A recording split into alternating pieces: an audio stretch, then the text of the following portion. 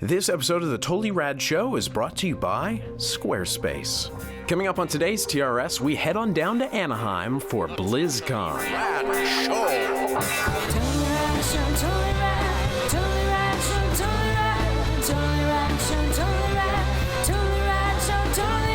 Show!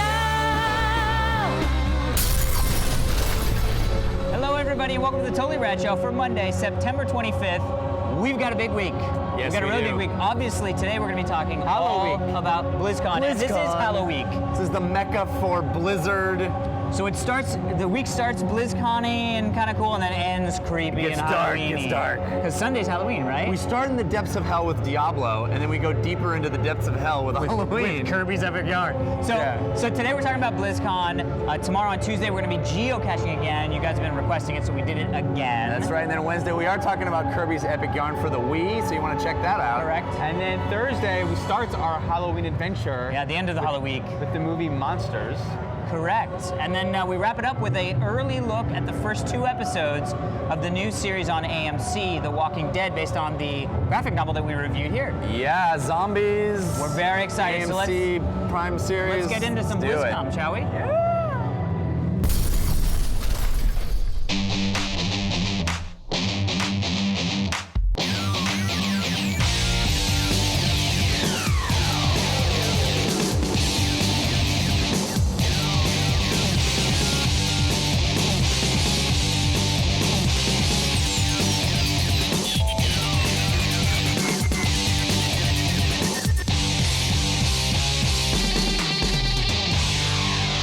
So BlizzCon has happened. We have geared up. We got BlizzCon. The guys at Jinx. got Jinxed by me. We got Jinxed. Yeah, these are pretty sweet. These Alliance and Horde. These are like from Jinx.com. Yeah, and these are like the hot ticket. Like they said that they were.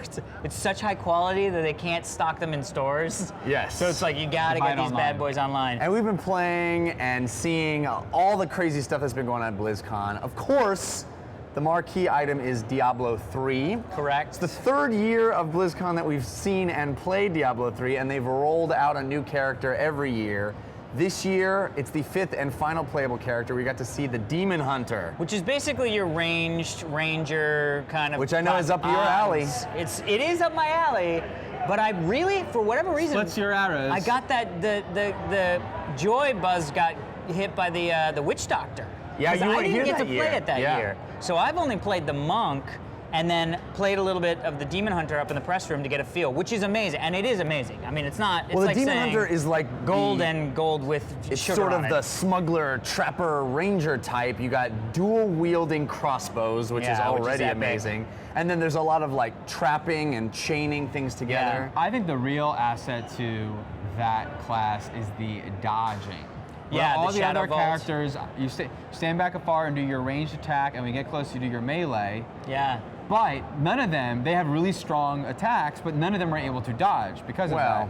However, you think, I mean, we're Demon very, Hunter, we haven't exactly We've played about 20 minutes of this game. that may be true, but it seems like that's the whole point is the dexterous. Yeah, I think the monk agile. has dexterity stuff as well. Yeah, but not much true. range. I would be cautious about making broad statements about, Yeah. you know, And everything is what we played so far. Double check And your so far, assumptions. the dodge mechanic makes that a little bit more made that enjoyable to play. But finally getting hands-on with the Witch Doctor class, I thought it was going to be more like a shaman in World of Warcraft, but boy is it's really disgustingly fun. You're summoning minions and throwing locust swarm. I mean, it's like the whole game is going to be amazing. And I think that's the thing that's so cool is they didn't just take all the classes from Diablo 2 and make them look prettier and do cooler things. No. They really reinvented. I mean, of course, you still got your sorcerer, you still got your barbarian, but which is sort of, you know, basic fighter and magic types, but everything, again, as they keep saying, feels overpowered. Everything is spectacular looking. And they talked a lot about systems that are in the game that they haven't really elaborated on too much in previous years. Oh, like and the how rune much system thing. Yeah, how much customization you'll have with your character. They said 97 billion different combinations when you take all the runes into account. Yeah. And all the runes, the different types of runes are going to have graphical effects on your. So you can have your standard, you know, they showed, for example, The magic frogs. missile. Yeah. You can have your magic missile that shoots and then you can do a certain room will make it have multi-shot, a certain room will make it have fire damage, a certain room will make it slow enemies. Yeah. And you mentioned the frogs with the frogs Witch was Doctor. mind-blowing, because you can get this like storm of frogs, and then you can add it so that the frogs are poisonous, the frogs are on fire, falling and then from the sky. The frogs rain on people, but the best was one giant toad that eats Same people. mechanic.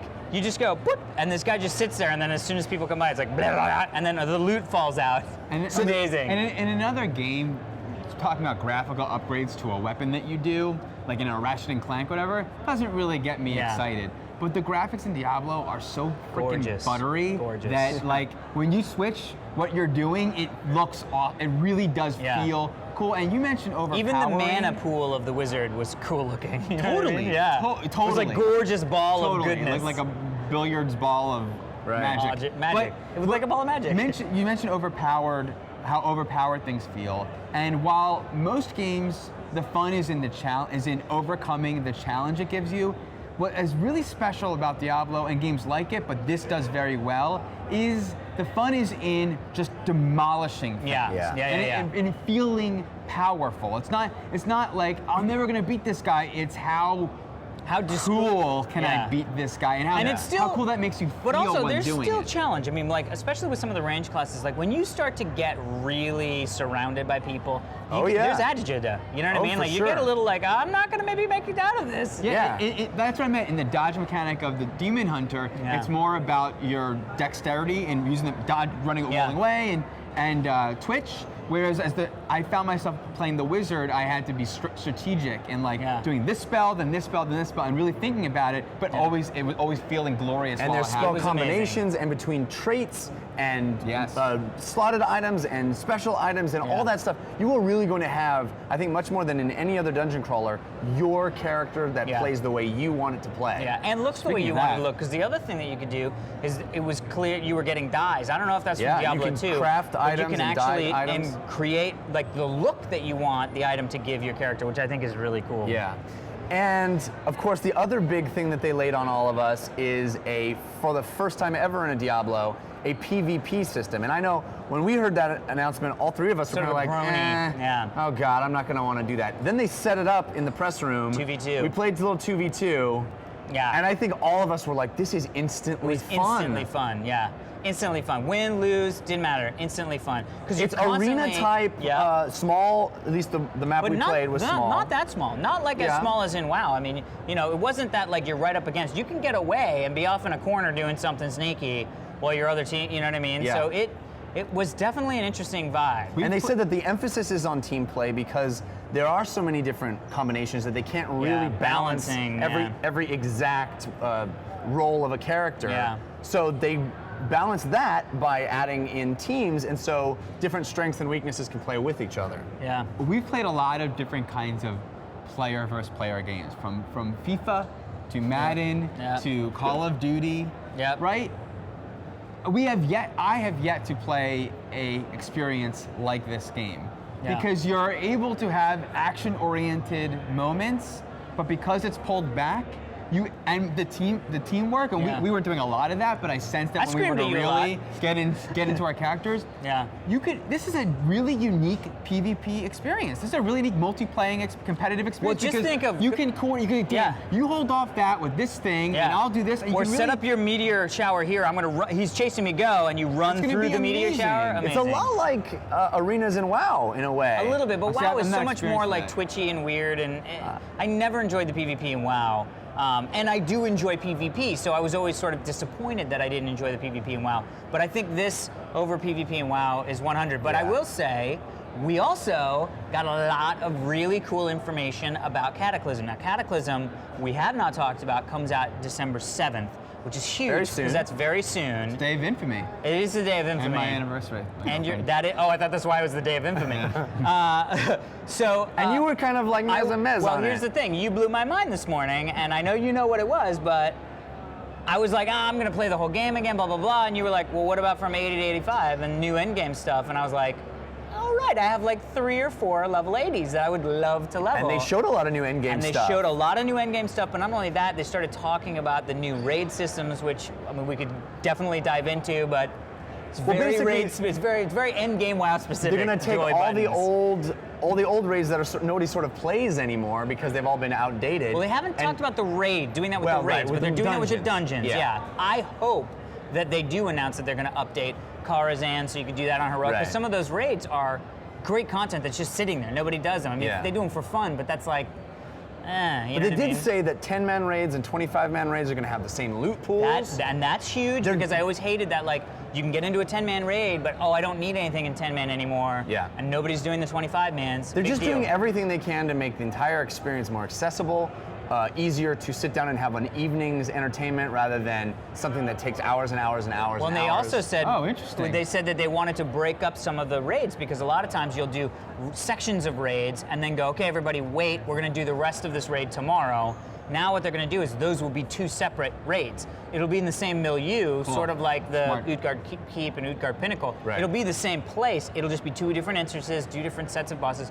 Plus, the raid IDs are going to be now character-to-character based. So if you've killed a boss and we go in, you don't have to get associated with that one raid ID. You can now go into other... It doesn't limit me from being in a different group with a different group of people who have already done certain parts of content. And if you go into it and beat one boss and then get to the second boss and fail, you can now leave that without feeling like, oh no, I'm stuck to this group that has to kill these bosses. It's much more pug friendly. It's much more pop in, pop out friendly. They're sectioning off things so that you can do just a few bosses in a sitting.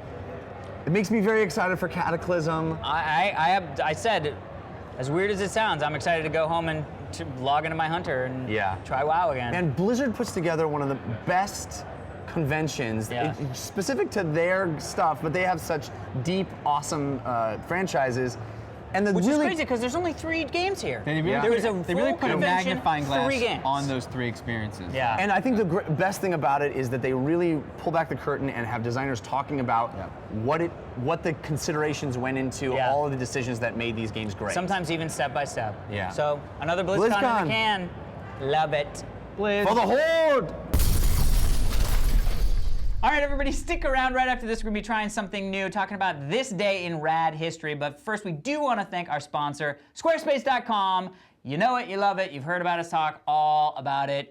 It is a flexible solution to any of your problems. It's like the yoga of web hosting slash design. If you have a plumbing problem, they're a flexible solution. If you have any reason to have a website, portfolio, business, personal, whatever you want, blog, whatever, they can handle it and they can knock it out of the park. This is by far the best WYSIWYG editor I've ever used.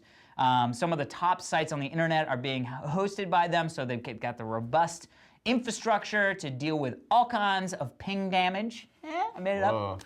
But also, they have a great iPhone app so you can be, and Android app so you can be updating and checking your site on the go. When you do get yourself set up there, make sure if you go to the premium account, use the code TRS when you check out. You'll get 10% off the lifetime of your order. Super cool. Amazing. So thank you very much, Squarespace. We also should thank Karen Engman, who's sitting in our background all the way from Sweden. Amazing. This is cool. This is us zombified, as you probably have been noticing. Starts as Halloween. We are doing Walking Dead this week, so that is very appropriate for Halloween and The Walking Dead. Sure is. Sure is. Also, if you are in Los Angeles, California, and you would like to see one Snoop Mikey in the flesh, that is now available for purchase. Mike Gaines, who edits our show, does all the visual effects and shoots. He's doing a symposium over at Pizza and Post in Burbank, right? It's called Pizza and Post at Video Symphony. At Video Symphony in Burbank. There's a URL right here. He's doing a talk on visual effects in new media. And how to get into new media. It's on Tuesday. Go see it. Yeah, Tuesday night, so check it out. All right, gentlemen, we had a great time at BlizzCon, and now it's time for us to be gone. Yeah, they're staying in history. Let's check it out. Don't miss tomorrow's episode where we return to geocaching. So for our first day in rad history, this being the first day of our Halloween, we thought what better way than to remember one of the greatest horror actors of all times, Vincent Price. October 25th, 1993, he passed away. One of the most well-known horror actors of all time. He really broke out with teaming up with Roger Corman to do a slew of Edgar Allan Poe adaptations, which we all obviously loved and is amazing. I only really was exposed to him because of Thriller. Well, and that's how most people of our generation know him, as the voice from Thriller, and then also as the inventor from Edward Scissorhands. Right. And I mean, to me, that voice, even when like it's the Simpsons voice, really. knocks it off. And his look too. Don't discount the look. Yeah, he that had sort the of like gaunt, goatee long, and the slick back hair and the silver and Yeah. But I don't think he you can- equaled horror for a lot of people. Most definitely. I hear that voice even when it's done like faked on Simpsons. Freaks me out. Totes.